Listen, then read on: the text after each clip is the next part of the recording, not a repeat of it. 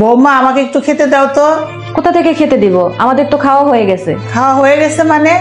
মানে আপনার ছেলে আর আমি খাবার খেয়ে নিয়েছি। আপনার যদি খেতে ইচ্ছে করে ঘরে সব আছে, বানিয়ে খান। তোমাদের খাওয়া হয়ে গেছে আর আমি এখন বানিয়ে খাবার খাবো? হ্যাঁ, বানিয়ে খাবেন, তাতে অসুবিধা কোথায়? অসুবিধা কোথায় মানে? আমার ঘরে বসে আবার আমার মুখের উপরে চাপালারো, আবার আমাকে বলছো খাবার বানিয়ে খেতে। আসুক আমার ছেলে। মা, আমি অফিস যাচ্ছি, আমার দেরি হয়ে যাচ্ছে। দেখ দেখ তোর বড় কাণ্ড দেখ। ও নিজে খাইছে, তোকে খাওয়াইছে, এখন আমাকে বলছে খাবার বানিয়ে খেতে। হ্যাঁ, অসুবিধা কোথায়? খাবার বানিয়ে খাও না। অসুবিধা কোথায় মানে? তুই এরকম বলছিস? এই বয়সে আমার এখন খাবার বানিয়ে খেতে হবে? হ্যাঁ, বানিয়ে খাবে। তুমি তো গতকালে আমার বোনকে ফোন দিয়ে বললে যে তুই কি একা একা সবার জন্য খেটে মরবি, সবার জন্য তুই একা একা রান্না করবি, তোর যখন ইচ্ছা হবে তুই বানিয়ে খেয়ে নিবি, যার যারটা সে কাজ করে নিবে, যার যার খাবার সে রান্না করে নিবে। তুমি আমার বোনকে গতকাল এই সাজেশন দিয়েছো, সেটা আমার বউ শুনেছে, শুনে আমাকে বললো যে মা বোনকে এটা বলেছে।